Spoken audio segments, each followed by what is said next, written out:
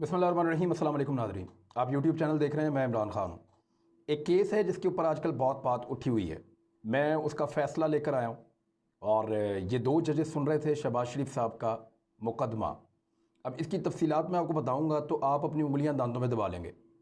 मैं आपको बताऊँगा तो आप हैरान हो जाएंगे कि ये क्या हो रहा है और शहबाज शरीफ साहब ने क्या किया है। ये जो उनकी ज़मानत का मामला उठा है, ये किस तरह मुतनाज़ हुआ और इसमें शहबाज शरीफ साहब की ज़मानत के लिए क्या खेल खेला गया है पाकिस्तान की एक पॉलिटिकल पार्टी की जानिब से, और इसमें मीडिया को भी इस्तेमाल किया गया। यानी अभी अदालत से फैसला नहीं आया था, लेकिन उससे पहले ही नून लीग के कुछ लोगों ने, कर्ता धर्ताओं ने, इस बुनियाद पे कि उनको पूरा यकीन था कि आज तो हमारी ज़मानत हो जानी है, दो मीडियाज़ के ऊपर, दो मुख्तलिफ निजी टीवी चैनल्स के ऊपर यह खबर चलवा दी कि शहबाज शरीफ साहब की ज़मानत हो गई है। बाद में उन दोनों टीवी चैनल्स ने माजरत भी चलाई कि नहीं, शहबाज शरीफ साहब की ज़मानत अभी नहीं हुई, हमने ये खबर जल्दबाजी में चला दी है। देखिए, वो खबर तो ये भी चला सकते थे कि शहबाज शरीफ साहब की ज़मानत जो है वो नहीं हुई, लेकिन उन्होंने यही चलाया कि ज़मानत हो गई है, क्योंकि क्लेम किया गया था नून लीग की जानिब से कि ये ज़मानत हो गई है। नून लीग बज़ाहिर ऐसा नज़र आता है कि इसकी बड़ी पुरजोश थी और उनको लगता था कि उनको ज़मानत हर हाल में मिल जाएगी। ये दो मुअज़्ज़ज़ जज साहिबान थे जिन्होंने शहबाज शरीफ साहब का मुकदमा सुना।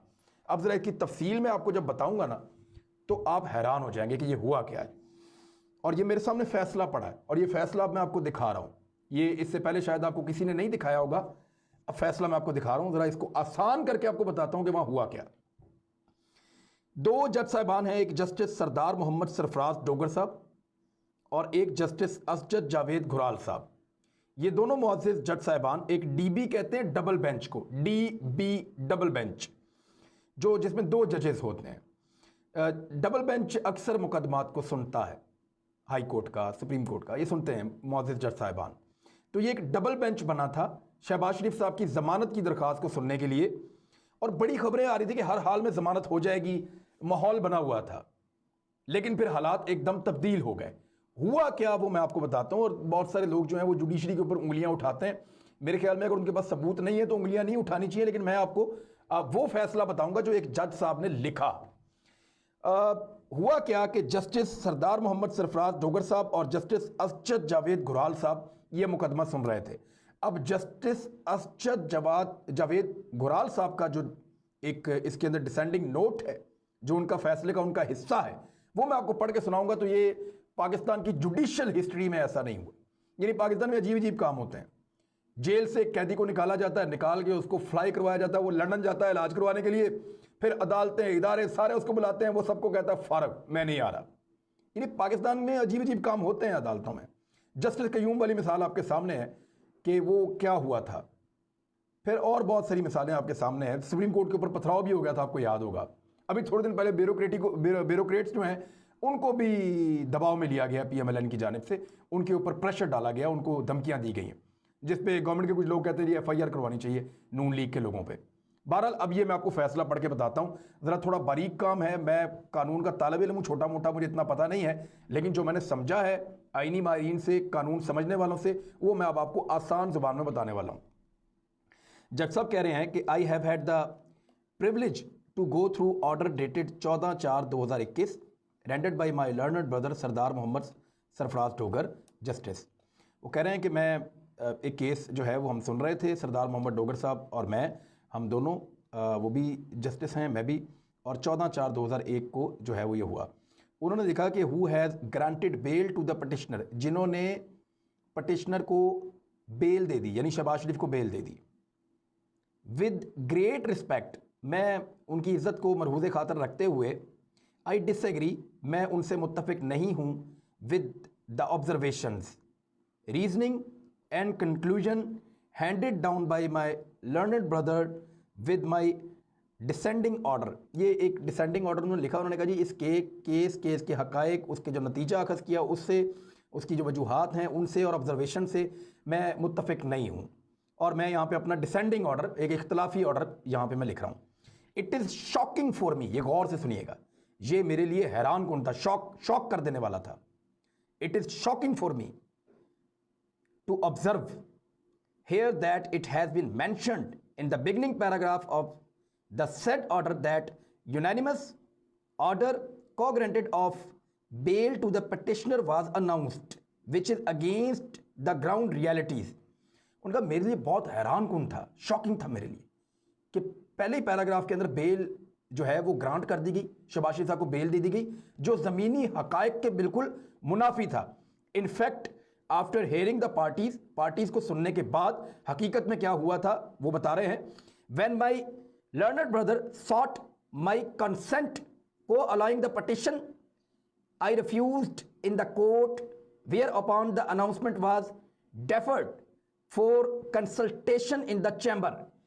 वो कह रहे हैं कि जब मेरे मुअज़्ज़िज़ कुलीग जो जज साहब हैं उन्होंने मेरे से मेरी राय मांगी तो मैंने उनसे इख्तलाफ किया कि ज़मानत नहीं बनती शहबाज शरीफ साहब की। मैं आसान ज़बान में आपको बता रहा हूँ।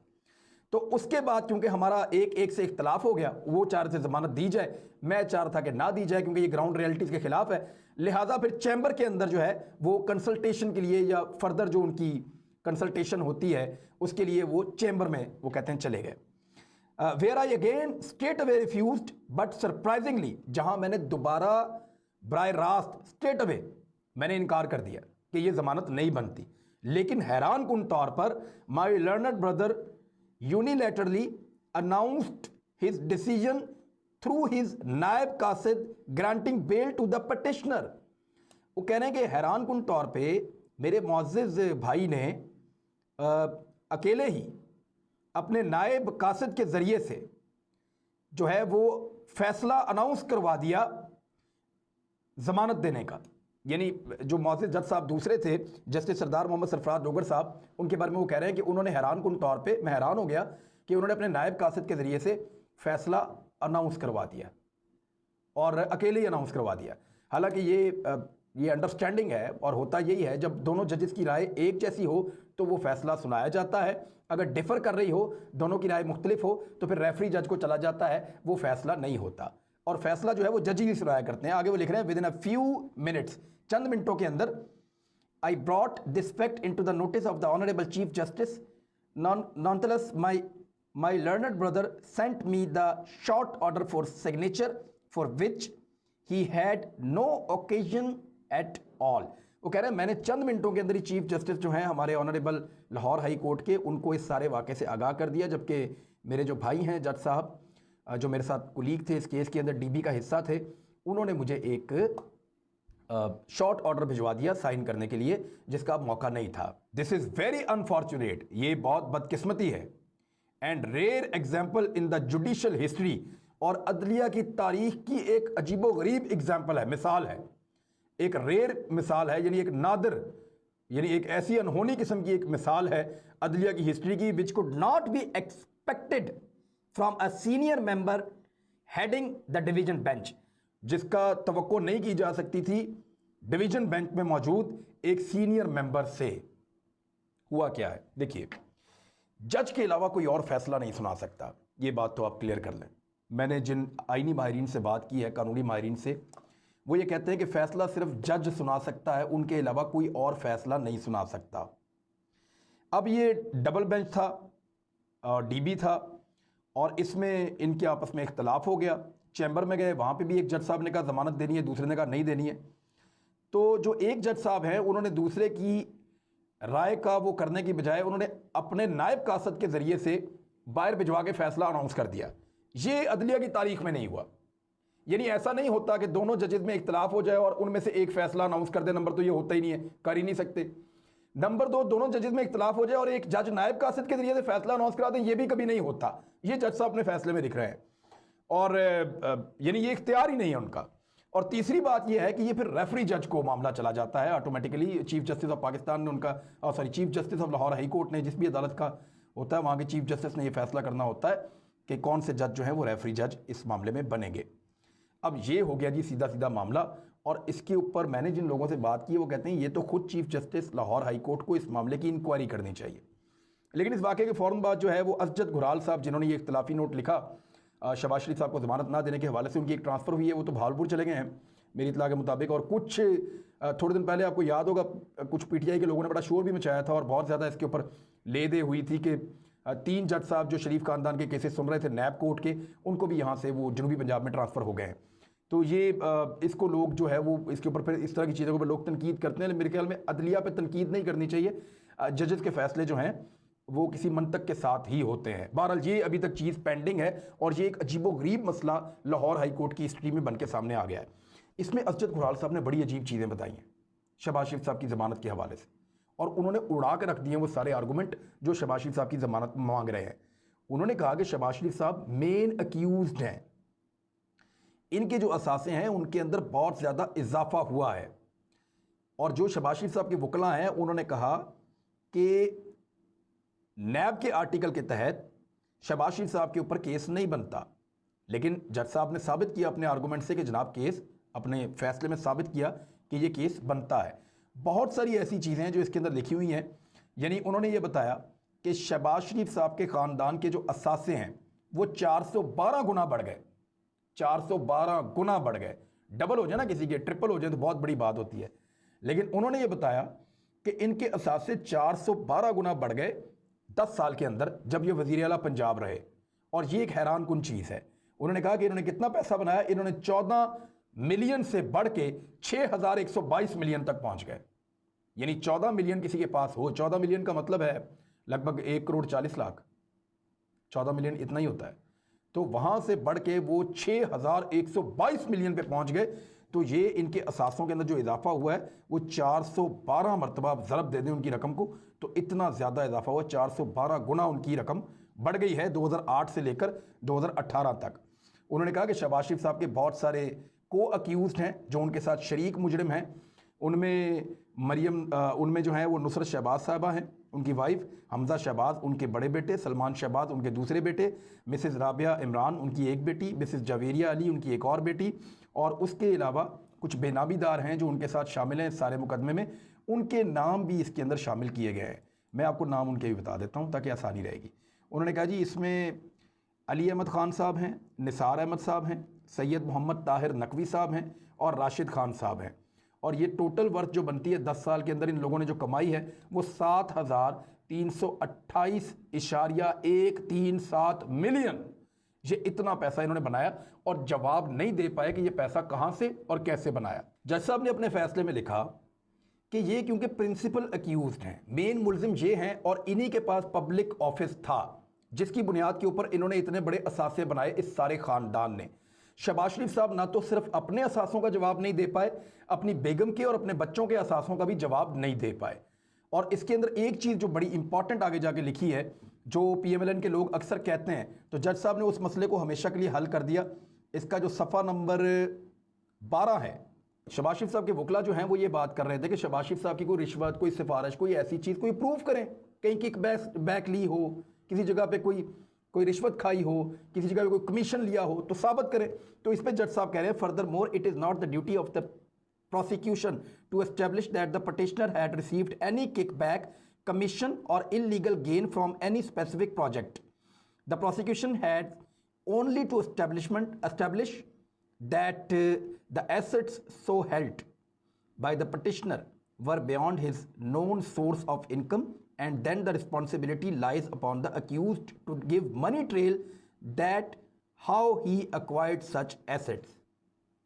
उन्होंने कहा कि ये नहीं है कि नैब को ये बताना पड़े कि शहबाज शरीफ साहब ने कहाँ रिश्वत ली, कहाँ कमीशन खाई, कहाँ पैसा खाया, कहाँ करप्शन की। नैब को ये बताने की ज़रूरत नहीं है। नैब ने सिर्फ ये इस्टेब्लिश करना है कि ये शहबाज शरीफ साहब के असासे हैं और ये उनकी इनकम है। असासे इनके जो हैं, जो पैसा इनके पास है, जो दौलत इनके पास है, वो है 100 रुपये, और इनकी इनकम जो बनती है इस सारे टन्योर में वो बनती है 5 रुपये। तो सिर्फ ये उन्होंने इस्टेब्लिश करना है कि ये 100 रुपया इनका अपना है, इनकी मलकियत में है, इनके अकाउंटों में आ रहा है, ये उसके मालिक हैं। लेकिन इस बीच में इन्होंने जो पैसे कमाए हैं वो सिर्फ 5 रुपए हैं। बीच के 95 कहां आए, कहां से आए, इसकी जो मनी ट्रेल है वो देनी है शहबाज शरीफ साहब ने। ये जज साहब ने बड़ा क्लियर कर दिया। और इसके साथ ही उन्होंने लिखा कि during investigation the petitioner has failed to justify his known source of income, यानी वो अपना ज़राए आमदन इन्वेस्टिगेशन के दौरान शहबाज शरीफ साहब बिल्कुल नहीं बता पाए और जस्टिफाई नहीं कर पाए। इसके बाद जज साहब ने इसी फैसले के अंदर जो टीटीज़ हैं उनके बारे में डिटेल से लिखा कि किस तरह टीटीज़ लगती रही हैं गैर कानूनी, और ये पैसा आता रहा नुसरत शहबाज के अकाउंट में, ये पैसा आता रहा शहबाज शरीफ साहब के पास, ये पैसा आता रहा उनके बच्चों के अकाउंट में, और किस तरह उनके सबके असासे कितने कितने बड़े हैं और किस किस तरीके से बड़े हैं, ये सारा कुछ उन्होंने लिखा। एक पॉइंट ऑफ व्यू उठाया गया कि इसी केस में हमजा शहबाज की जमानत हो गई है तो शहबाज शरीफ साहब को भी मिल जानी चाहिए। तो उसमें जज साहब ने यह मौक़िफ़ लिया कि हमजा शहबाज मेन मुजरिम नहीं है, प्रिंसिपल एक्यूज्ड नहीं है, मेन मुलजिम शहबाज शरीफ हैं, हमजा शहबाज उनका एक साथी है, लिहाजा मेन मुलजिम को जमानत नहीं मिल सकती क्योंकि वो किसी सवाल का जवाब देने में अभी तक कामयाब नहीं हुआ, हर चीज उसके खिलाफ जा रही है। यहां जज साहब ने बड़ी डिटेल के साथ हर मुलजिम के जिम्मे जितने पैसे आते हैं वो भी लिखे, जितनी उनकी आमदन थी वो भी बताई गई। जज साहब ने जो लुब्बे लुबाब है इसका उसमें उन्होंने बड़ा क्लियरली कह दिया है कि शहबाज शरीफ साहब के पास जो पैसा है वो उनका कमाया हुआ नहीं है, बड़ा क्लियरली अपने ऑर्डर में लिख दिया है कि जो पैसा शहबाज शरीफ साहब के पास है वो उनका कमाया हुआ है। ये साबित करने में शहबाज शरीफ नाकाम रहे हैं। गैर कानूनी टीटियां लगती रही हैं, ये पैसे कहां से आए इसका जवाब शहबाज शरीफ साहब आज तक नहीं दे पा रहे। नैब के जितने सवालात हैं उन सवालों का जवाब शहबाज शरीफ नहीं दे पा रहे, लिहाजा उनको ये जो बेल के लिए उन्होंने पटिशन दायर की है ये रिजेक्ट की जाती है और इसका मेरिट नहीं बनता, विदाउट एनी मेरिट, ये जज साहब ने लिखा है। अब इसमें जो है वो बड़ा क्लियर हो गया कि शहबाज शरीफ साहब को बेल मिलना बहुत मुश्किल है।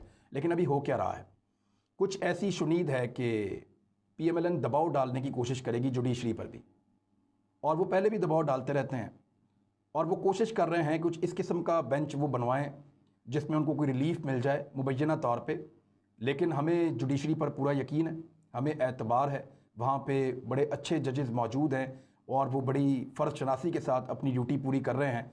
तो ऐसा हो नहीं सकता कि नाइंसाफ़ी हो, इंसाफ इंशाल्लाह होगा और उसका बोलबाला होगा, क्योंकि यहाँ पे ये जो 14 सफ़ों की एक जजमेंट आई है, ये जो 14 सफ़ों की डिटेल जनाब जस्टिस असजद जावेद घुराल साहब ने लिखी है, इसके बाद कोई ऐसी गुंजाइश या कोई ऐसी चीज़ उन्होंने नहीं छोड़ी जो इसमें डिस्कस ना हुई हो।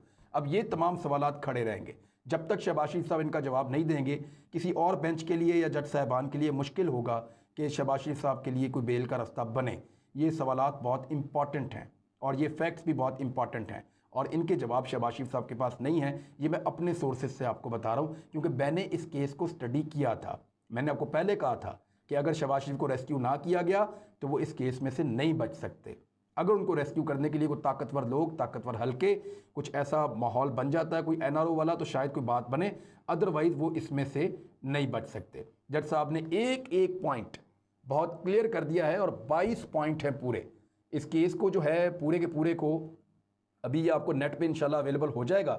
जब तक मेरी ये वीडियो चलेगी आप इसको पढ़ें, आप हैरान हो जाएंगे। और बल्कि इस पे तो chief justice Lahore high court के बारे में मुझे कुछ जो सीनियर एक्सपर्ट्स हैं कानून के, लॉ एक्सपर्ट्स हैं, बाजवा साहब से मेरी बात हुई, वो भी मुझे यही कह रहे थे कि इस पे तो चीफ जस्टिस इंक्वायरी कर सकते हैं और इसके ऊपर बाकायदा एक रेफरेंस बना सकते हैं कि ये सारा मामला कैसे हो गया, यानी नायब कासिद के ज़रिए से फ़ैसला कैसे अनाउंस हो गया जुडिशल हिस्ट्री की तारीख़ में पहली दफ़ा। तो ये एक अजीबोगरीब चीज़ थी और इसको अनअटेंडेड ऐसे नहीं जाना चाहिए। शरीफ ख़ानदान आपको पता है वो दबाव डालते हैं इदारों के ऊपर और इदारे अल्हम्दुलिल्लाह दबाव में नहीं आ रहे, चीज़ें इसीलिए सामने आ रही हैं। अब तक के लिए इतने, अपना ख्याल रखिएगा, इस चैनल का भी। अल्लाह हाफ़िज़।